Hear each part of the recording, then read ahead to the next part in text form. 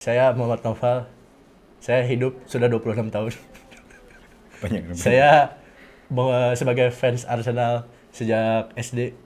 Saya mengucapkan selamat dan terima kasih. Dan yes, kalian sedang mendengarkan Parimatch News Podcast, info tren dan cerita tentang sepak bola yang bikin kalian makin update. Kali ini kita akan membahas tentang Chelsea yang berhasil menjadi juara Piala Dunia Antar Klub 2025 secara mengejutkan. Tidak diunggulkan namun bisa jadi juara. Tapi sebelum kita mulai pembahasannya, jangan lupa dulu di-subscribe biar kalian gak ketinggalan berita bola dalam dan juga luar negeri. So, kira-kira apa yang bikin Chelsea bisa ngalahin PSG di final? Dan juga apakah Chelsea jadi satu-satunya tim yang udah berhasil menamatkan sepak bola? Yuk kita bahas bareng-bareng.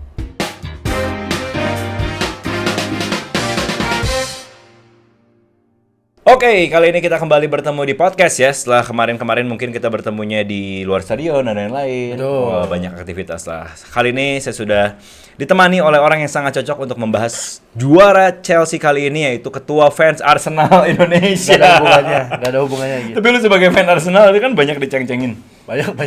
Lu ngerasa gimana sih? Gua ngeliat, kan gue lumayan aktif Twitter kan. Iya banget. Terus gue ngeliat fanbase Arsenal, kalau buka komennya pasti ada gambar Chelsea lagi angkat piala. Hampir semua itu. Terus kayak sampai ada satu fanbase luar negeri, dia bilang, kita bisa mute foto nggak sih? Kan kalau kata-kata emang bisa kan? Oh iya bisa Di Twitter bisa di-block, hide. filter gitu ya. Ya, Jadi di-hide. kalau Jadi ada bisa kata-kata apa, kata-kata yang nggak mau muncul di timeline tuh bisa di-hide. biasanya dipakai buat kalau nggak mau ke spoiler film juga. Ya, Nah, terus itu misalnya salah ada kasus yang lagi booming, terus kita, wah muak banget nih. udah over gitu informasinya. over on informasi, kita blok, kita hide. Foto kan nggak bisa. Tapi kan lu bisa nulis misalnya Chelsea Champions, Chelsea juara misalnya lu. Ya kalau dia cuma ngirim foto, iya reply sih. pakai foto doang, Itu gak nyebelin sih ya. nggak akan bisa diapa-apain itu. Iya, tapi perasaan terdalam lu sebagai fan Arsenal kira-kira melihat fenomena yang terjadi ini. Ini jawaban yang tidak akan mungkin dijawab oleh fans Arsenal. Kita bangga karena sesama tim London juara. Nggak ada kayaknya. Nggak ada yang seikhlas gelogowo itu ya. Tapi maksudnya tadi lu sempat nyinggung Chelsea namatin sepak bola kan? Iya betul. Itu juga maksudnya ada pengorbanan karena tim segede kayak Chelsea main di kasta ketiga Liga Eropa, apa tuh namanya? Conference League ya. Terus juga turun ke Europa League. Europa League Maksudnya pernah. kayak kalau misalnya itu kejadian di tim-tim Inggris lain atau top Eropa lain kayak misal Madrid. Kalau dia ke Conference League juara juga. Kalau menurut gua mah Belum tentu tapi juara Pak. juga. Enggak, belum Kan lu tentu. lihat lawan-lawannya, Chelsea siapa lawan berat di Conference League? Iya, cuman maksudnya kan ada faktor-faktor kayak yang misalnya, oke lah, misalnya di Europa League. Iya, kalau Europa League masih agak berimbang. Oke, oh di Ini conference-nya. Conference League kan maksudnya kan namatin sepak bola termasuk itu kan. Iya, Itu kasta iya. ketiga, terus juga Chelsea juara. Namatin sepak bola itu dalam artian semua piala yang bisa dia ambil udah beres semua ya berarti? Iya, maksudnya apa ya tingkatnya yang internasional. Iya, benar, Yang benar, tingkatnya internasional ya. Chelsea udah juara Europa League, Champions, Conference League. Oh tapi belum, ini pada salah info nih. Apa tuh? Orang pada salah info kan Chelsea itu udah UCL, WCL, UEL, Europa League, Conference League, Piala Dunia Antar Klub format yang lama, format baru. format baru, terus apa lagi ya tambahannya? 5, ada. Ada ini ya. Di Instagram kita juga ada nih, di PM In News. Ada Baru 6 banget berarti. diposting kemarin. Apa 7? Europa League, Conference League. Piala Presiden. Oh udah. Oh sama UEFA Super Cup. Oh, Super ya, Cup. kalau Super yang Cup. juara-juara champion ketemu sama juara Europa League. Itu juga berhasil udah didapat. Nah yang dia belum adalah piala dari Hong Kong kayak MU dia belum. Yang pertama dia ngangkatnya Dia ngapain MU juga. bangga. Oke, kita sedikit ke Piala Dunia Antar Klubnya nih. Nah, Chelsea ini di babak 16 besar itu nggak ketemu tim-tim yang susah lah. Ya. Dalam tanda kutip. Pertama dia ketemu Benfica, dari itu ketemu Palmeiras, terus ketemu sama Fluminense, baru di final ketemu PSG. Oh, Palmeiras tuh 8 besar ya? 8 awalnya. Semifinal Fluminense. Benfica dulu Fluminense baru. Itu berarti Chelsea itu ketemu 3 dari 4 tim Brazil dia. Betul, Karena di betul. fase grup dia ketemu sama Flamengo dan kalah. Hmm, Itu yang sama yang rame tuh. akun media sosialnya diceng-cengin Chelsea karena kalah. London Blue ya? Iya, Ada jadi game dulu itu, ya di salah satu game yang belum ada lisensinya nama Chelsea itu London Oh iya Blue. benar. London Blue. Nah, itu maksudnya diceng-cengin, tapi gue yakin sebagian fans Chelsea atau mungkin staff-staffnya juga berpikir kayak itu salah satu kekalahan yang paling mereka seneng lah. Oke. Karena bagannya mereka jadi masuk yang secara tanda kutip lebih mudah. Iya, Walaupun iya, benar. dibantu sama kejutan kayak City nggak lolos. Benar. Terus ada tim-tim besar lain juga yang ketahan di 16 sama 8 besar. Berarti di bagian itu tuh sebenarnya ada potensinya tuh cuma City, Milan.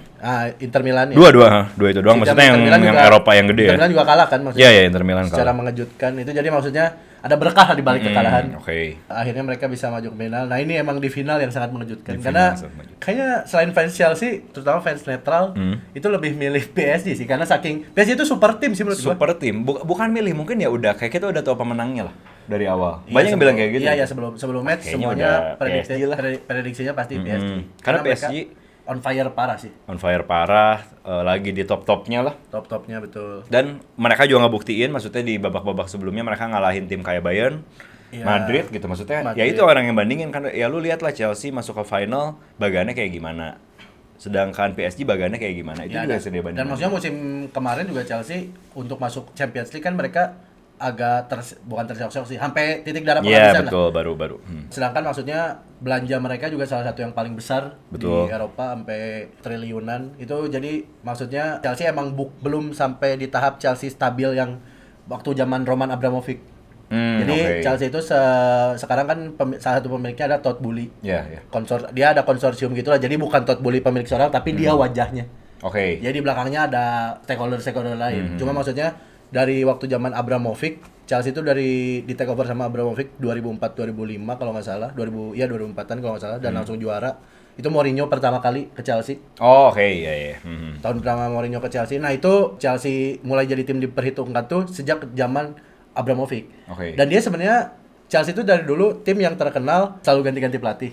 Jadi Oke. kayak 2-3 musim ganti, 2-3 musim ganti. Tapi mereka hasilnya selalu konsisten. Si minimal kayak 4 besar, juara, sesekali juara, terus 2 besar, 3 besar, 4 besar. Bahkan Liga Champion pertama mereka tahun 2012 di Munich. Itu juga hasil dari banyaknya Abramovich sebagai pemilik gitu. Wait, yang final di Munich itu yang lawan Bayernnya kan? Lawan Bayern. Dan di situ tuh sama, kalau gue ingat, itu gue lumayan ingat banget momennya, gue nonton banget. Itu yang Drogba ngegolin sama kan. kedudukan. Nah, tapi saat itu tuh sebenarnya Chelsea juga sama posisinya kayak sekarang kan? Iya, Dia ada itu- di final tuh nggak diunggulin dari awal. Dan di liganya juga dia nggak bagus. Iya, lagi Soalnya, nggak bagus kan? Iya, pelatihnya itu ganti-ganti berapa kali. Kalau nggak salah saat itu Roberto Di Matteo. Di Matteo, betul. Iya. Ingat-ingat gue itu. Itu Roberto Di Matteo akhirnya tiba-tiba jadi juara. Jadi juara, di final. Padahal itu semua ngulin Munchen karena itu main di Munich. Betul. Jadi Munchennya juga lagi Munchen yang Lagi jago. Munchen itu zamannya Philipp Robben, Lahm, Bastian Schweinsteiger, Iya, betul, Robben, betul. Itu Ribery. gila itu. Oh iya, Robben masih sama Ribery, itu Robben sama kacau sih, Ribery. itu kacau sih. Itu maksudnya Munchen yang oke juga lah, Munchen yang kuat banget. Tapi Chelsea Chelsea itu selalu kayak gitu. Ketika dia masuk ke final, dia tuh pasti ada di posisi underdog. Waktu kemarin juara lawan City tahun 2021 itu underdog. Oh iya, City betul. lebih diunggulin. Ha. Terus kemarin juga yang pertama itu Munich juga ya Munich sama. ya, itu Kemarin salah satunya. FIFA World Cup juga sama. Dia tuh Chelsea tuh selalu ada di posisi bisa ngebalikin prediksi-prediksi orang-orang lah. Jadi Nah, secara mental menurut gua emang udah ada di sana lah. Dia Nah, udah salah satu. Yang final di Munich ya, itu tuh sebelumnya yang lawan Barca menang nggak sih? Iya, Yang itu comeback. Itu itu tuh yang Torres satu- ngelewatin Terakhir ngelawatin kiper Ngelewatin kan? Valdes ya? Itu tuh satu edisi ya, maksudnya itu dari Barca ke finalnya ya nggak sih? Gua itu lupa. semifinal kalau nggak salah. Itu semifinalnya? Iya. Soalnya kalau yang ada lu kalau inget yang rame juga viral yang Iniesta ngegolin dari luar kotak.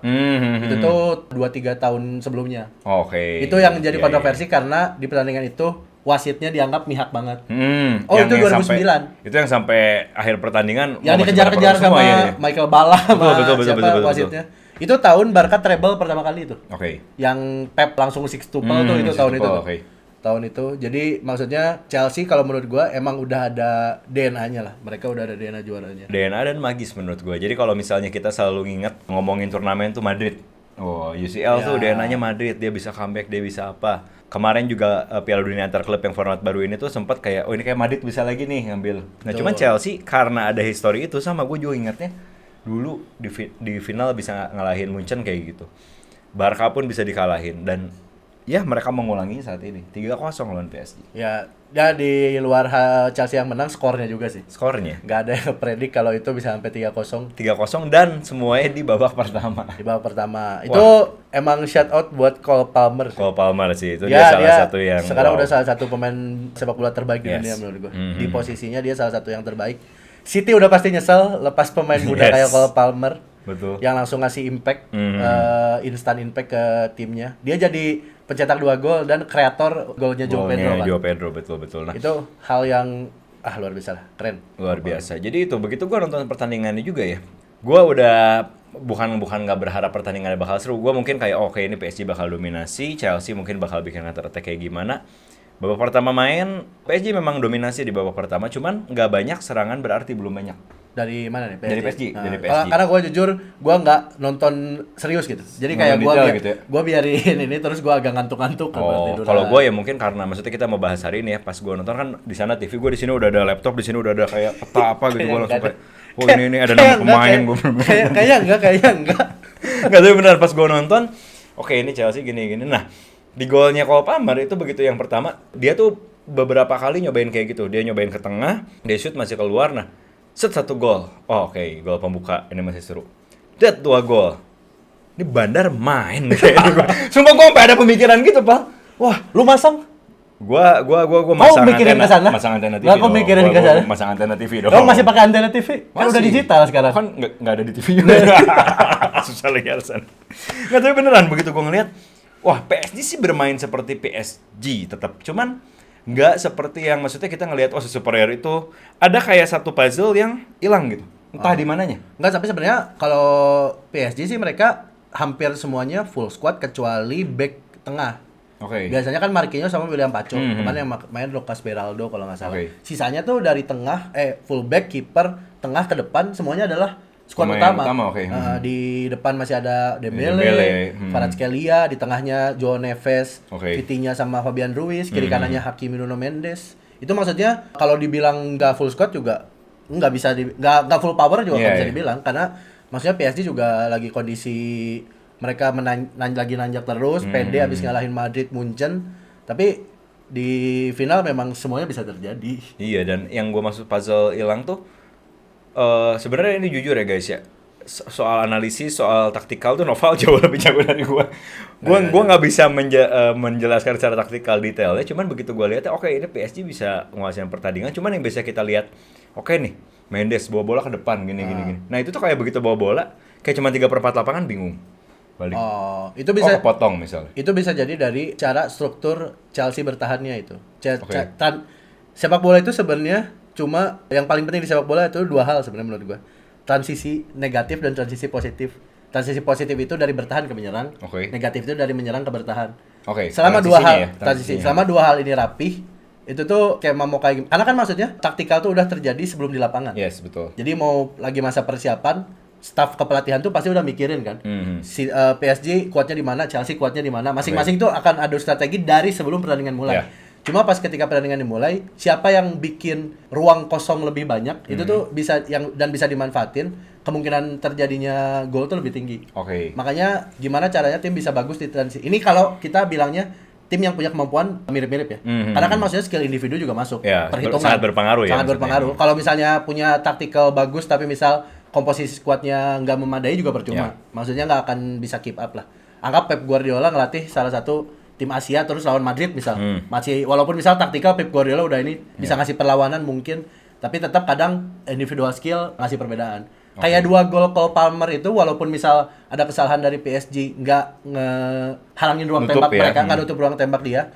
Cuma tetap aja itu skill, teknik itu. Benar-benar. Dia dua kali ke posisi yang sama, Di posisi yang nggak sama bisa benar-benar nggak bisa kejangkau, dan kipernya Donnarumma guys. Kipernya Donnarumma. Dan Donnarumma pun nggak jelek di match itu. Dia bikin save beberapa save bagus ya. Dia bikin beberapa save juga. Jadi maksudnya itu hasil ada skill individu juga di situ. Tapi maksudnya balik lagi menurut gua itu, jadi kalau misalnya kita nonton ngerasa pasti adalah kalau penonton tuh walaupun nggak ngerti taktikal, karena gue juga kalau nonton nggak yang selalu kayak ini taktiknya gini-gini, nggak juga. Kadang lu nggak gitu. Gue kira selama ini lu kayak gitu begitu. Aduh, ini salah. Misalnya gini-gini, hey, langsung pura-pura ngasih instruksi gitu. Kagak gila. Gitu. Gue juga nonton ya udah penikmat sepak bola aja. Tapi kan lu sambil main game apa tuh yang Football Manager. Iya, sama tuh taktikal gitu ya. Ya, itu taktikal. Terus menurut gua kalau misalnya ketika lu nonton lu ngerasa ada yang kok ada yang aneh, itu tuh pasti. Tapi gua nggak bisa jelasin. Nah, itu tuh pasti ada maksudnya hal-hal yang apa ya? Gak biasa lu lihat tapi ada di lapangan, atmosfer biasanya. Lu tuh jadi nonton terus ngerasa kayak kok ini kok nggak tembus-tembus padahal ruangnya banyak, pasti ngerasanya kayak gitu tuh. Nah itu tuh hal yang nggak bisa dijelasin kadang di layar kaca, tapi misal pemain ngerasain gitu. Itu yang namanya atmosfer. Dia kan sudut pandang kita sama sudut pandang pemain beda kan, Betul. atau sudut pandang orang di stadion beda Iya, gitu. iya. Nah itu yang bikin kayak ini mungkin di TV kelihatan ada ruang kosong.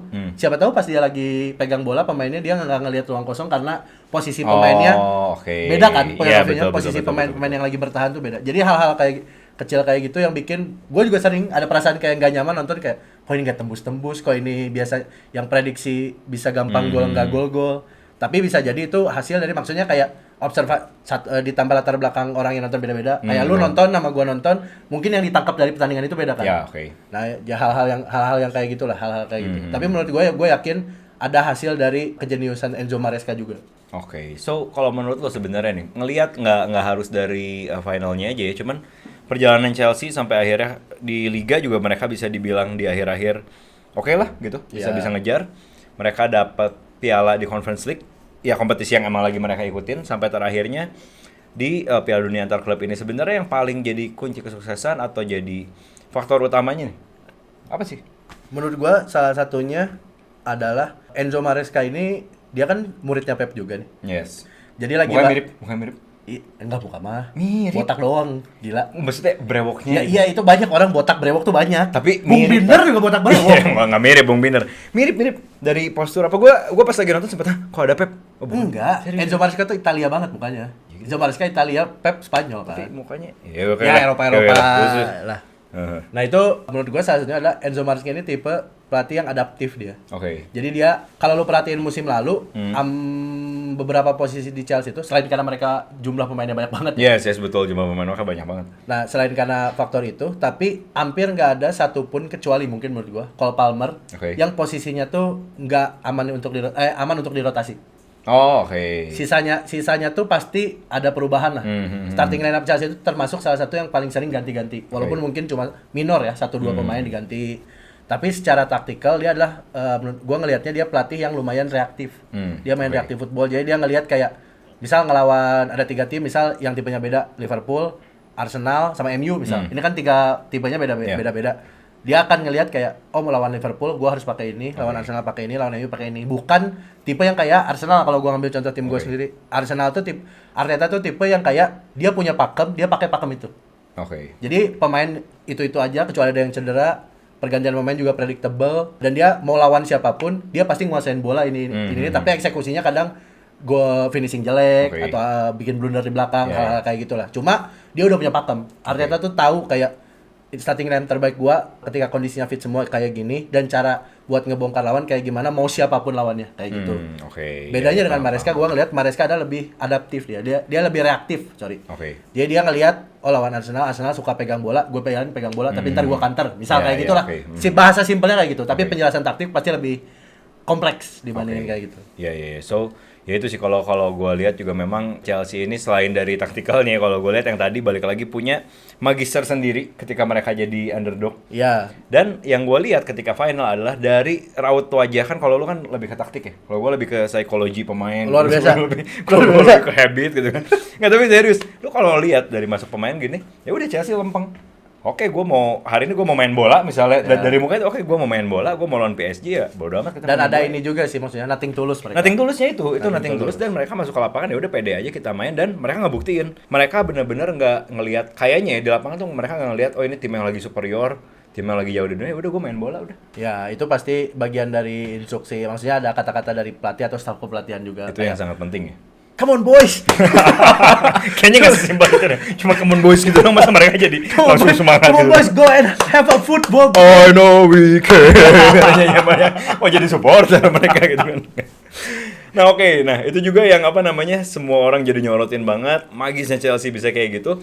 Bahkan fans-fansnya Chelsea yang lagi bersukaria lah, mungkin selama 2 minggu ke depan kayaknya ini masih akan terus bersemarak ya, karena timnya bisa menjadi juara Piala Dunia antar klub format baru pertama, karena FIFA udah mengganti nama yang sebelumnya jadi juara interkontinental. Jadi juara Piala Dunia antar klub saat ini hanya Chelsea satu-satunya. Yang sebelumnya itu satu edisi ya.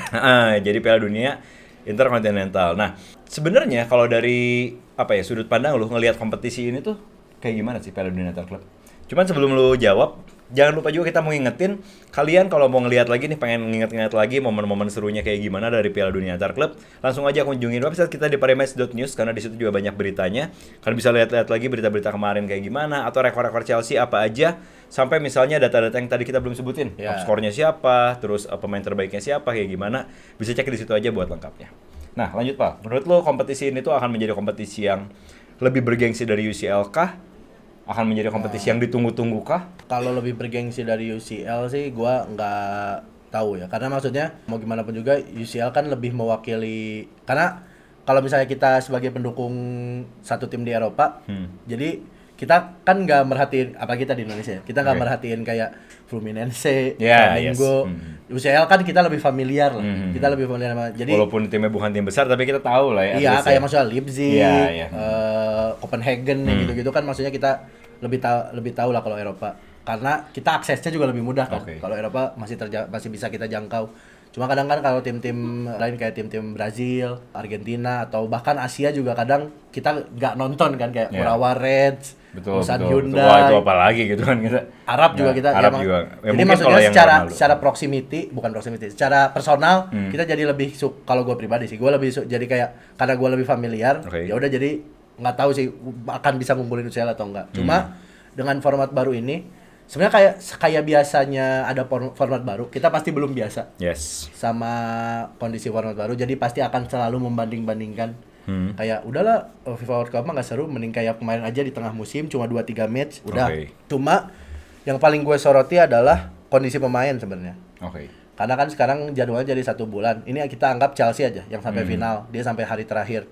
Itu artinya di pemain-pemainnya itu cuma punya waktu kurang lebih 2-3 minggu buat istirahat. Karena mereka juga harus persiapan pramusim buat musim depan kan. Dan kick off Liga Inggris itu Minggu kedua Agustus. Sekarang udah pertengahan bulan Juli. 1 bulan kan. Itu maksudnya pemain masa nggak dikasih istirahat abis. Soalnya mereka nggak ada jeda sama sekali. Mereka beres Liga, terus ada FIFA Matchday, Nation League, terus ada Piala Dunia Antar Klub. Itu pemain kan bukan robot ya, sorry. Jadi maksudnya mereka juga perlu istirahat, apalagi ngelihat kasus-kasus banyak di musim kemarin, contoh kayak Rodri. Yang dia main padat banget, dia main juga di Euro, dia main di sama City di semua kompetisi. Itu akhirnya dia kena cedera dan harus absen 1 musim kan. Itu maksudnya kita nggak pengen ada pemain-pemain yang mengalami hal kayak gitu. Harus cedera panjang, akhirnya ngerugiin pemainnya juga, klub juga. Itu jadi gua sih ngerasa entah gimana, maksudnya si turnamen ini walaupun jadi 4 tahun sekali, gua nggak ngelihat benefitnya itu dijadiin 1 bulan full kayak gitu. Selain uang gua nggak tahu apa. Uang dalam artian kan ini gede banget kan, prize pool gede, pendapatan juga diharapkan ke pihak FIFA-nya dan lain sebagainya, itu gede juga kan. Cuma selain itu gua nggak ngelihat benefit dari ajang ini jadi 4 tahun sekali dan 1 bulan full. Karena kasihan ke pemain. Kalau misalnya untuk ke klub-klub Amerika Latin, Asia, ini akan jadi ajang yang sangat bergengsi. Betul. Bisa bertemu tim-tim besar, bisa selain hadiah uangnya juga bisa ngehidupin tim 1 musim mungkin. Cuma tetap aja pada akhirnya kan kita lihat final tetap Eropa lagi. Jadi kekuatan power sepak bolanya masih tetap di Eropa kan. Sedangkan untuk tim-tim Eropa selain faktor uang itu, menurut gua mereka juga kayaknya harus banyak ngubah program pramusim karena hal ini gitu. Chelsea itu Enzo Maresca itu pasti harus ngepadetin banget karena nggak mungkin dong di minggu-minggu pertama Liga Inggris mereka pakai pemain muda akademi. Betul. Itu kan bisa 2-3 poin di Liga Inggris kan ngaruh banget sangat berpengaruh ke akhir musim. Itu juga yang sempat diprotes sama presidennya La Liga. Sempat. Javier Tebas, dia bilang kayak masa Real Madrid sama Atletico Madrid harus mundur jadwal karena hal kayak gini. Karena kan maksudnya mereka juga gak bisa ngasih spesial ke tim-tim tertentu doang kan. Kasihan juga maksudnya ke tim-tim lain yang emang udah harus start dari tanggal sekian, Madrid sama Atletico dikasih libur lebih panjang. Kerasa nggak fair buat tim-tim yang lain. Cuma buat 2 tim ini juga jadi nggak fair kalau mereka harus main langsung karena mereka nggak punya waktu buat pemainnya cooling down dulu, mulai pramusim dulu. Jadi itu sih, kalau gua sih ngerasanya gua nggak ngeliat benefit karena dengan adanya Piala Dunia antar klub ini, jadi setiap ini tuh kita jadi ada turnamen di pertengahan di akhir musim. Kita ada Euro, kita ada Piala Dunia yang timnas. Nanti kita ada Piala Dunia antar klub. Pemain istirahatnya kapan? Betul. Gua sih lebih nyorotin hal itunya ya. Itu dia. Makanya masih banyak juga yang jadi perdebatan ya. Ada yang bilang kayaknya ini era baru dari sepak bola nih. Ada kompetisi yang benar-benar bergengsi dari seluruh dunia, apalagi dari klub. Dan terlihat juga dari prize pool-nya, dari trofinya yang kelihatan mewah juga. Nah, makanya kalian juga boleh tinggalin nih. Kalau menurut Noval tadi, dia lebih menyoroti tentang pemain, kesehatan pemain, kondisi istirahat pemain. Kalau menurut kalian gimana? Ngelihat kompetisi yang udah jalan nih, udah selesai juga, kira-kira apakah kompetisi ini akan jadi kompetisi bergengsi yang bakalan dikejar-kejar sama semua tim nantinya, dan yang jadi juara dunia setelah Chelsea ini bakalan dapat gengsi yang wow juga. Oke, drop pendapat kalian di kolom komentar, jangan lupa, karena kita pengen tahu juga, nanti kita baca-baca juga nih. Menurut kalian gimana? Kita pengen tahu ya. Betul. Kira-kira setuju apa enggak. So, itu tadi pembahasan kita di episode kali ini. Chelsea sukses membuktikan kembali sebagai juara dunia, sebagai klub terbaik saat ini di dunia. Selama 44 tahun ke depan mereka boleh pakai badge. Ya, Apa betul, namanya? betul, badge FIFA. Iya, World Cup. FIFA World Cup. Apa nama band ini? Badge-nya ya? Pokoknya itulah. Nama band kuburan band. Badge dong. Lu udah bilang band. Mulut gue udah belibet. Pokoknya Chelsea boleh pakai itu selama 4 tahun, mereka jadi klub terbaik di dunia. Oke, untuk menutup episode kali ini agak sedikit beda. Karena di episode kali ini sebagai perwakilan fans dari Nggak ada Arsenal, briefing nih, gini-gini. tolong ucapkan secara tulus kepada, ini banyak banget nih fans Chelsea yang lagi nonton nih pasti nih. Gak ada nih briefing gini-gini. Silahkan nggak ada. ucapkan kepada tetangga klub sesama London secara tulus. Kan Ucapan udah selamat. tadi Oke, di udah depan, tadi cuma di kayak awal. ini mah selamat gitu. Ini terakhir Pak sebagai penutup. Dari fans Arsenal ya. Ini mewakili komunitas Arsenal Indonesia. Kameranya yang mana? Kamera zoom. Kamera ini. Air mata, ambil air mata. Nah, kan kalau di TV depan. Oh iya, Kamera kamera. mana? Ini. Kamera. Saya Muhammad Noval. Saya hidup sudah 26 tahun. Banyak. Saya sebagai fans Arsenal sejak SD, saya mengucapkan selamat dan terima kasih. Selamat kepada Chelsea Oh, iya. yang tulus. Ini penutup. Chelsea udah Selamat jadi juara, kepada guys. London Blue karena sudah menjadi juara Piala Dunia Antar Klub tahun 2025 dan menamatkan sepak bola, tapi belum punya piala emas. Masih ada aja tapi weh, oke. Nggak ada, Masih udah. ada ya walaupun Arsenal masih ini. Oke, tapi thank you guys. Sekali lagi selamat juga buat fans Chelsea semua. Selamat merayakan nih selama beberapa minggu ke depan, dan juga kita berharap nanti ke depannya bakalan kayak gimana ya format Piala Dunia Antar Klub ini, dan kita juga akan menunggu sebentar lagi karena liga-liga akan mulai, dan nanti kita banyak ngobrol tentang liga-liga juga dalam dan luar negeri, oke? Yeay. So, terakhir sebelum kita closing, jangan lupa juga kita mau ngingetin, jangan lupa follow sosial media kita di PMIN_news biar kalian juga bisa lihat berita bola secara lebih harian, jadwal bola, prediksi bola, semuanya ada di situ lengkap, oke? So, thank you buat yang udah nonton dan see you di episode berikutnya. Bye-bye. Bye.